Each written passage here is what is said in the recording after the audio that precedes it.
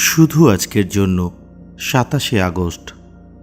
জীবনকে বেছে নেওয়া, নিজেদের ধ্বংস ডেকে আনবার এই যে লাইফস্টাইলটা, এটাকে পরিবর্তন করাটা ভীষণ জরুরি হয়ে পড়েছিল। বেসিক টেক্সট, পৃষ্ঠা নাম্বার 15। সক্রিয় নেশাশক্তি হল তিলে তিলে নিজেকে জ্বালিয়ে মৃত্যুবরণ করার চেষ্টা। প্রতিবার নেশা করার মাধ্যমে আমরা সবাই মৃত্যুকে ডেকে আনছিলাম।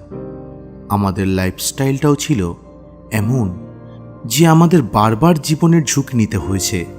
প্রতিটি দিন এবং প্রতিটা নেশার সাথে একজন নেশারীর জীবন ক্রমাগত ক্ষয় হয়ে যেতে থাকে। রিকভারিতে আমরা প্রথম যে জিনিসটা বদলাই সেটা হলো নেশা করার অভ্যেস। নেশাটা বন্ধ করলে আমাদের জীবনের দিকে যাত্রা শুরু হলো, কিন্তু আমাদের আত্মধ্বংসাত্মক আচরণগুলি সাধারণত নেশা ছাড়াও জীবনের আরও অনেক গভীরে চলে গিয়েছিল। এমনকি রিকভারিতেও আমরা হয়তো নিজেদের সাথে এখনও এমন ব্যবহার করে থাকি যেন আমাদের কোনো মূল্যই নেই। আমরা অপদার্থ।